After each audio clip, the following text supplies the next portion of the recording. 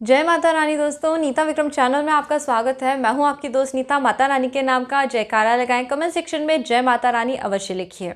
आज दोस्तों हम उपनिषद के माध्यम से सूर्य ग्रहण के विषय में चर्चा करने वाले हैं। 21 जून 2020 को भारत में बहुत ही प्रभावशाली सूर्य ग्रहण पड़ने वाला है। इस सूर्य ग्रहण का समय सूतक क्या है, सभी जानकारियाँ मैं आपको बताने वाली हूँ और साथ ही साथ ग्रहण किस तरह का होगा। जैसे कि बहुत सारे लोग कंफ्यूज हो रहे हैं, चूड़ामणि, कंकणाकृति, खंडग्रास, यह सब किस तरह के सूर्य ग्रहण होते हैं। आपको सभी जानकारी आज मैं इतने अच्छे से बताऊंगी कि इसके बाद यदि कोई आपसे पूछेगा कि ये सूर्य ग्रहण कैसा है तो आप खुद ही इस बात का उत्तर दे देंगे। ग्रहण के समय कौन से 3 काम हैं जो आपको अवश्य करने हैं और ग्रहण के पहले बाद में हमें क्या सावधानियां रखनी है, सभी बातें विस्तार से बताऊंगी। ग्रहण का गर्भवती महिलाओं पे कोई असर होता है या नहीं होता है, इस विषय में भी हम चर्चा करेंगे। तो दोस्तों, जैसा कि मैंने आपको बताया, आज का वीडियो है उपनिषद के माध्यम से सूर्य ग्रहण की विवेचना करना। सबसे पहले मैं ऋषि आत्रि को नमन करना चाहती हूँ, क्योंकि महर्षि आत्रि ने ही हमें सबसे पहले सूर्य ग्रहण के विषय में बताया। वह इस सब्जेक्ट के ज्ञाता थे और उन्होंने हमें कई सारी ऐसी खगोलीय घटनाओं के बारे में भी जानकारी दी, जिससे हमें ग्रहण का महत्व पता पड़ता है। आप सभी को दोस्तों यह जान के बहुत ही आश्चर्य होगा कि हर साल कम से कम 4 से 5 ग्रहण पड़ते हैं, परंतु यह सभी ग्रहण दिखाई नहीं देते, इसलिए इनका इतना ज़्यादा ज्योतिषीय महत्व नहीं होता। वरना चंद्र ग्रहण की तुलना में सूर्य ग्रहण वर्ष भर में सबसे ज़्यादा पड़ते हैं। जैसा कि ऋषि आत्रि ने हमें बताया है, 18 साल 11 दिनों में करीबन 41 सूर्य ग्रहण होते हैं और 29 चंद्र ग्रहण होते हैं। इस हिसाब से प्रत्येक वर्ष कम से कम 4 सूर्य ग्रहण पड़ते हैं। तो दोस्तों, इन बातों के और विस्तार में हम जाते हैं, क्योंकि हमें जानना है इस वर्ष का सबसे प्रभावशाली सूर्य ग्रहण, इसका क्या असर होने वाला है भारत के लोगों में। आपकी राशि के अनुसार मैं आपको कुछ ना कुछ उपाय भी बताने वाली हूँ, जिससे आपको पता पड़ेगा इस सूर्य ग्रहण के बाद आपको किन उपायों को करना है। तो सबसे पहले नीता विक्रम चैनल को सब्सक्राइब करिए, वीडियो के नीचे बने हुए लाल रंग के सब्सक्राइब के बटन को प्रेस करिए और बाजू में बनी हुई घंटी या बेल के आइकन को ज़रूर दबाइएगा। इससे आपको व्रत त्योहारों संबंधी जानकारियाँ निःशुल्क प्राप्त होंगी। दोस्तों, आप सभी को पता है भारत में यह दूसरा ग्रहण है, परंतु दोस्तों यह ग्रहण बिल्कुल दिखाई देगा, इसलिए इस ग्रहण का सूतक भी है और यह ग्रहण ज़्यादा प्रभावशाली होगा ऐसे ग्रहण की बजाय जो कि जिनका सूतक नहीं होता। तो दोस्तों, यह बहुत ही प्रभावशाली सूर्य ग्रहण है। यह लगेगा 21 जून 2020 की तारीख को। सबसे पहले हम ग्रहण के शुरू होने का समय लिख लेते हैं। ग्रहण के शुरू होने का समय है सुबह 10:20 पे। ग्रहण का परम ग्रास यानी ग्रहण एकदम पीक पे मध्य में जहाँ होगा उसका समय है 12:01 और ग्रहण की समाप्ति यानी ग्रहण का मोक्ष काल है, उसका समय है 1:48:30। यह जानकारी आप जिस भी स्थान पर रहते हैं उसके हिसाब से बदल सकती है, इसलिए मैं एक बात आपको बोलूँगी कि आप अपने लोकल न्यूज़पेपर या लोकल न्यूज़ चैनल के आधार पर ग्रहण का समय एक बार फिर से चेक कर लें। ग्रहण का कुल समय रहने वाला है 3 घंटे 28 मिनट 35 सेकंड। दोस्तों, यह बहुत ही अद्भुत समय है। इस समय में आप ज्योतिष से संबंधित ऐसे कई उपाय कर सकते हैं जिनसे कि आपके जीवन में सकारात्मक परिवर्तन हो सकता है। सबसे पहले हम जान लेते हैं इस ग्रहण को चूड़ामणि सूर्य ग्रहण क्यों कहा जा रहा है। जब भी दोस्तों सूर्य ग्रहण रविवार के दिन होता है या चंद्र ग्रहण सोमवार के दिन होता है, इन्हें चूड़ामणि ग्रहण कहा जाता है। दोस्तों, जैसा कि सूर्य का डायरेक्ट संबंध रविवार के दिन से होता है, हम इसे रविवार का ग्रह भी बोलते हैं।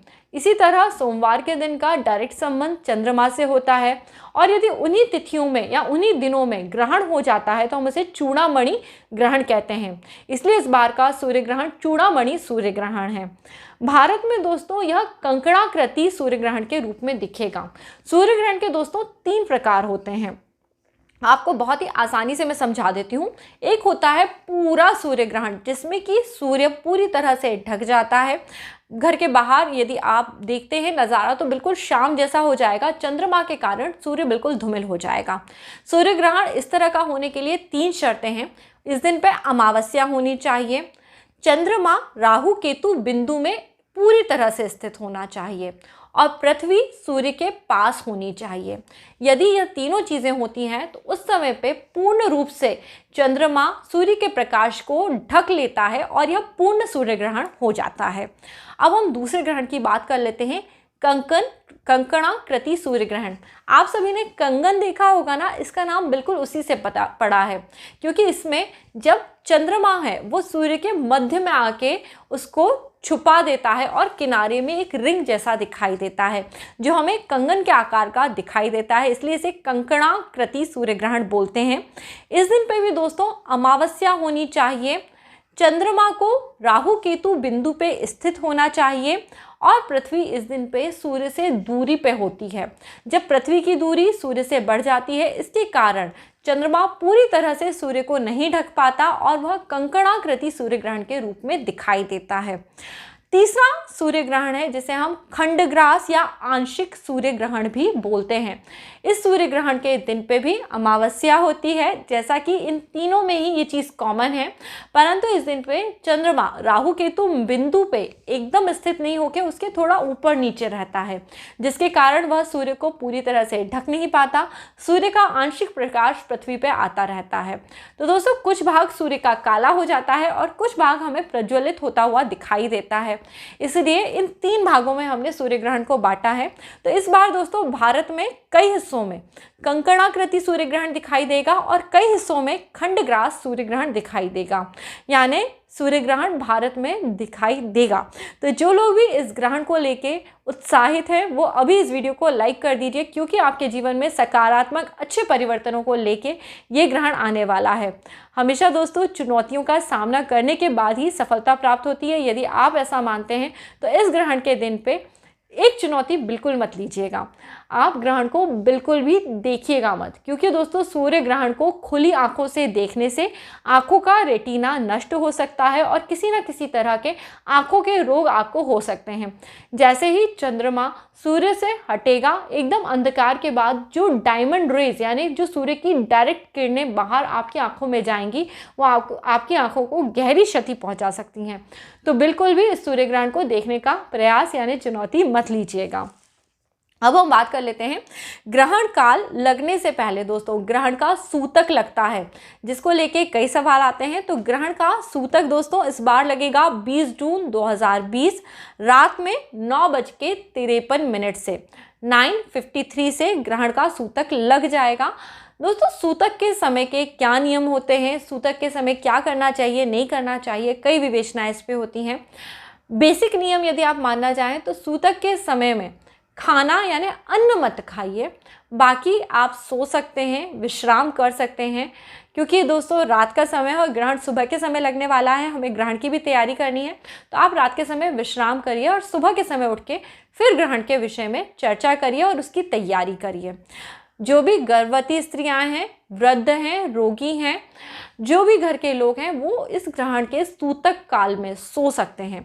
सूतक शुरू होने से पहले 2 काम कर लीजिए। घर के पूजा घर से गंगा जल निकाल के रख लीजिए और घर में जितनी भी वस्तुएं हैं खाने पीने की, पका हुआ भोजन, दूध, दही, घी और घर में रखा हुआ पानी, उसमें कुशा ज़रूर डाल दीजिए। दोस्तों कुशा यदि न मिले तो तुलसी का पत्ता भी आप डाल सकते हैं। इस तरह से आपके खाने पीने की चीज़ें दूषित नहीं होती हैं। आप देख सकते हैं, मैं यहाँ पे कोशिश करूँगी नियम के अनुसार किस तरह ग्रहण के खाने पीने के नियम है, उसके लिए मेरे पास एक बुक की क्लिपिंग है जो आप देख सकते हैं। तो दोस्तों ग्रहण काल के बाद अब ग्रहण कहाँ कहाँ लगेगा, बहुत सारे लोग इस विषय में जानना चाहते हैं। कई लोग भारत में रहते हैं तो वो जान लें भारत में ये ग्रहण लग रहा है, यूरोप में लगेगा, एशिया, अफ्रीका, ऑस्ट्रेलिया और दक्षिण पूर्वी अमेरिका के हिस्सों में यह ग्रहण प्रभावशाली रहेगा। इंटरनेट पे जाके आप अपने जगह के अनुसार ग्रहण का सूतक काल और ग्रहण का सही समय जान सकते हैं। दोस्तों ग्रहण मिथुन राशि में हो रहा है और मृगशिरा नक्षत्र में हो रहा है।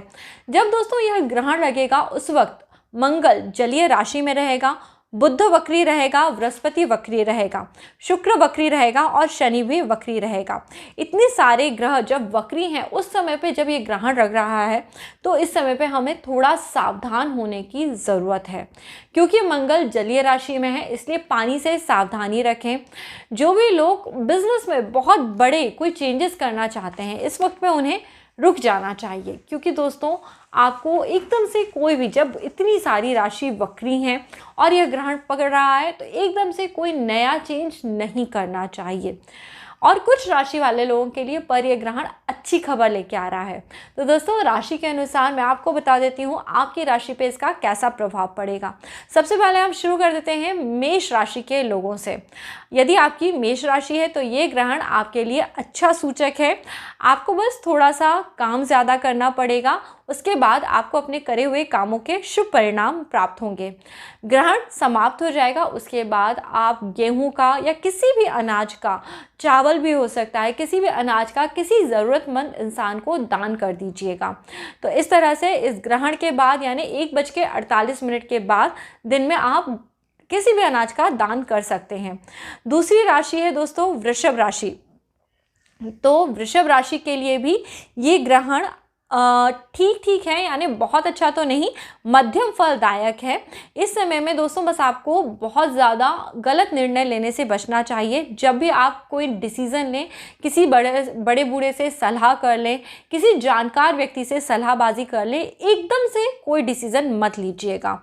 तो वृषभ राशि वालों के लिए ये आपको एक सावधानी रखनी है। आपके रिश्तेदार आपको मदद करेंगे और साथ ही साथ आपके साथ अच्छा व्यवहार भी करेंगे। बस आपको एक काम करना है, अपने रिश्तेदारों के साथ अच्छी भाषा में बातचीत करनी है और आपको एक ही उपाय करना है, थोड़ा सा कच्चा दूध रोज़ अपनी ज़बान पे ऐसे लगाना है और उस वक्त पे अपने इष्ट या भगवान का नाम ले लेना है। ऐसे पूजा करते वक्त अपनी तीसरी उंगली यानी अनामिका दूध से थोड़ा सा कच्चा दूध ज़बान पे लगाइए और अपने इष्ट का नाम ज़रूर ले लीजिए। अब दोस्तों तीसरी राशि है मिथुन राशि। मिथुन राशि के लोगों के लिए ये ग्रहण अच्छे फल नहीं दे रहा है। आपको थोड़ा संभल के चलने की ज़रूरत है।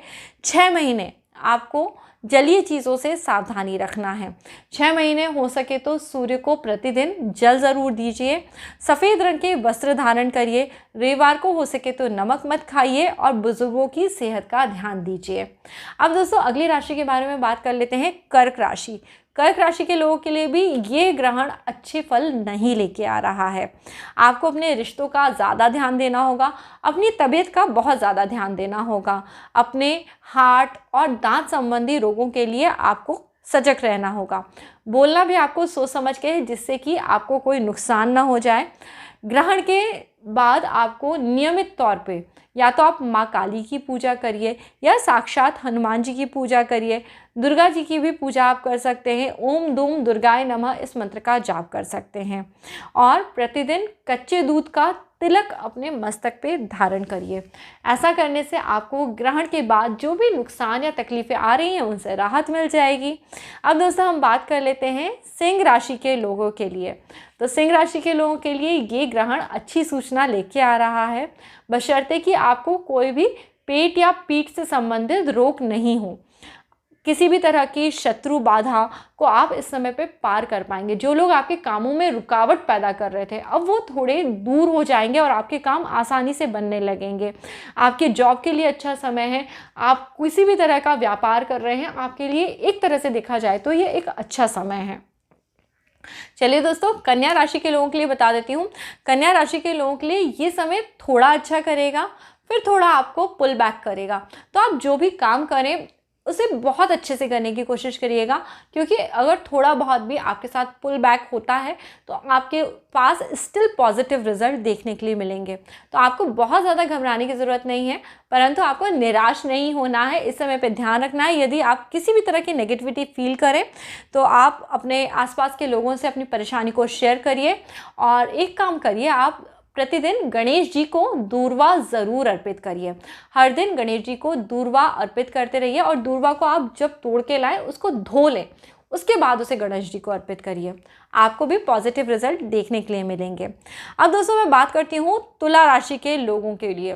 तो तुला राशियों के लोगों के लिए भी ये थोड़ा ठीक ही यानी अच्छा फल दे रहा है। आप अभी तक यदि कोई बर्डन अपने ऊपर महसूस कर रहे थे, किसी भी तरह का भार महसूस कर रहे थे, तो फॉर श्योर अब आपको थोड़ा रिलीफ फील होगा, अच्छी फीलिंग्स आएंगी, हैप्पी फीलिंग्स आएंगी लाइफ में। कुछ नई चीज़ें, कुछ आपकी नई सोच आपका साथ देगी और आपके काम बनने लगेंगे। माँ जगदम्बा आपके साथ हैं। प्रतिदिन ओम दूम दुर्गाय नमः का जाप करिए और अपने लाइफ में आगे अच्छे काम करते जाइए। अब दोस्तों हम बात कर लेते हैं वृश्चिक राशि के लोगों के लिए। थोड़ा सावधान हो जाइए आप लोग। वृश्चिक राशि के लोगों को अपने पार्टनर का, अपने फ्रेंड का, लाइफ पार्टनर का एक तरह से बहुत ज़्यादा ख्याल रखना है। झगड़ों से बचना है। वाणी दोष हो रहा है, आपको किसी भी तरह के वाद विवाद में नहीं पड़ना है। आपको एक काम करना है, गुरुवार के दिन एक पीले रंग का आप कपड़ा ले लीजिए और उस कपड़े में थोड़े फल रख लीजिए, शहद रख लीजिए, चावल, हल्दी, ये सभी चीज़ें रख के किसी ज़रूरतमंद इंसान को इसका दान कर दीजिए। अपनी सेहत का भी ख्याल रखिए और रिश्तों का ख्याल रखिए। ज़रूर भगवान जी ने चाहा तो आपके साथ अच्छा होगा। ज़्यादा परेशानी यदि आपको लगती है तो जैसे कि वृश्चिक राशि मंगल की राशि है, तो आप हनुमान जी का पूजन करिए। हनुमान जी की हनुमान चालीसा का पाठ कर सकते हैं। जो भी पूजन आपसे बनता है आप वो करिए। ज़रूर आपको कुछ हैप्पी फीलिंग्स आएंगी, आपके काम बनने लगेंगे। अब दोस्तों हम बात कर लेते हैं मकर राशि के विषय में। तो मकर राशि के लिए ये समय एक अच्छा फल लेके आया है, अच्छा समय आया है। आपका स्वास्थ्य का आप बस ध्यान रखिए और अपने स्वास्थ्य में अपनी जो आपको रेस्पिरेटरी सिस्टम है इसका थोड़ा सा ध्यान रखना है। यदि आप किसी भी कॉम्पिटिटिव एग्ज़ाम में इस वक्त तैयारी कर रहे हैं तो ज़रूर आपका सिलेक्शन होने के चांसेस हैं। बस सोमवार के दिन आपको थोड़े से चावलों का दान करना है। चावल का दान करना आपके लिए इस समय पे शुभ फल देगा। अब दोस्तों हम बात कर लेते हैं कुंभ राशि के लोगों के लिए। तो दोस्तों कुंभ राशि के लोगों के लिए भी ये समय अच्छे फल दे रहा है। बस आपको अपने बोलने का ध्यान रखना है, दांत गले संबंधी दिक्कतों का थोड़ा सा ध्यान रखना है और हनुमान जी की पूजा करके नियमित उन्हें उड़द की दाल चढ़ानी है। कम से कम हर ट्यूसडे को यदि आप काले उड़द की दाल हनुमान जी की पूजा में रखते हैं और इसका दान कर देते हैं तो आपको अच्छे फलों की प्राप्ति होगी। अब दोस्तों हम बात कर लेते हैं इसके बाद हमारी आखिरी राशि मीन राशि के विषय में। तो मीन राशि के लोगों को इस समय पे थोड़ा ज़्यादा सतर्क रहने की ज़रूरत है। सूर्य को जल दीजिए। कोई भी फाइनेंशियल डिसीज़न इस समय पे मत लीजिए। 6 महीने तक व्यापार, जॉब, किसी चीज़ में बदलाव मत करिए और हो सके तो अपने सर के एकदम ऐसे टॉप एरिया पे थोड़ी सी हल्दी रोज़ लगा लिया करिए। पीले रंग की टोपी पहनना शुरू कर दीजिए और ओम नारायण नमो नमः इस मंत्र का जाप करिए। आपके लिए फॉर श्योर ये ग्रहण ठीक ठीक रहने वाला है। तो दोस्तों उम्मीद करती हूँ आज सभी को आपके राशि के अनुसार ग्रहण के शुभ फलों की प्राप्ति हो। अब दोस्तों हम थोड़ी सी बात कर लेते हैं ग्रहण के समय में क्या कार्य हैं जो आप सभी को करने हैं। तो दोस्तों ग्रहण के समय में आपको करना है सबसे पहले स्नान। जैसे ही आपका ग्रहण शुरू होगा आप ग्रहण के शुरू होने के समय में स्नान ज़रूर कर लीजिए, नहा लीजिए। विशेष तौर पे हमें ग्रहण काल को सिद्ध करने के लिए अपने कुछ मंत्र तैयार रखने चाहिए। ये मंत्र हमारे इष्ट देव के हो सकते हैं, सूर्य देव के मंत्र हो सकते हैं, माँ जगदम्बा का मंत्र हो सकता है, शिव जी का मंत्र हो सकता है। जो भी माला आप यूज़ करते हैं या तो आप माला पे उनका जाप करिए या फिर आप अपने जो आसन है, दोस्तों आसन का विशेष महत्व होता है। जैसे कि कुशा का आसन यदि आप यूज़ करते हैं तो उस पर बैठ के जब आप मंत्र जप करते हैं तो किसी भी तरह के विषाणु से आप उस वक्त पे संपर्क में नहीं आएंगे। कुशा बहुत ही पवित्र होती है जिसके कारण आपके मंत्रों का तेज भी बढ़ जाता है। तो कुशा के आसन पे बैठ के आप अपने जाप को करिए और इससे आपको कई गुना फलों की प्राप्ति होगी। कुशा के आसन पे ही बैठ के करिए और वहाँ पे हो सके तो हवन करिए। दोस्तों कुशा के आसन पे बैठ के ही मंत्र का जाप करिए, हवन करिए। पूजा घर में आपको जाने की कोई ज़रूरत नहीं है। बस नहा के साफ सुंदर वस्त्र पहनिए। मंत्र आपका हो सकता है ओम दूम दुर्गाय नमः, ओम नमः शिवाय, ओम नमो नारायणाय, ओम नमो भगवते वासुदेवाय, ओम ऐं ह्रीं क्लीं चामुंडाय विच्चे। कोई भी मंत्र, जो मंत्र आप सिद्ध करना चाहें ओम हंग हनुमते नमः। अपने इष्ट से संबंधित जिस भी देवी देवता को आप मानते हैं उस मंत्र को ले लीजिए और उसका जाप करिए। जब ये ग्रहण अपने पूर्ण परम पे होगा यानी मध्य में होगा, करीबन 12:01 के आसपास, उस समय पे जाप करते हुए आपको हवन करना है। इस तरह से आपको मंत्र का जाप करना है और अपने इष्ट से अपने मंत्र की सिद्धि की प्रार्थना करनी है। आप मंत्र जप करिए और जब ये ग्रहण समाप्त हो जाए तो आप अपनी यथाशक्ति दान कर दीजिए। अब जैसे दोस्तों सूर्य ग्रहण होता है तो सोने का दान करना उत्तम बताया जाता है, चंद्र ग्रहण होता है तो चांदी का दान करना उत्तम बताया जाता है, परंतु ये संभव नहीं है तो अनाज का दान करिए। दोस्तों सूर्य ग्रहण के लिए आप गेहूं का दान कर सकते हैं, गुड़ का दान कर सकते हैं, घी का दान कर सकते हैं, तिल का दान कर सकते हैं। ये सभी दान ग्रहण के पश्चात करने से हजार लाखों गुना फलों की आपको प्राप्ति होती है। तो इस प्रकार से आप ग्रहण की समाप्ति के बाद दान करिए। उसके बाद जब ग्रहण का मोक्ष काल हो जाए तब स्नान आदि करिए।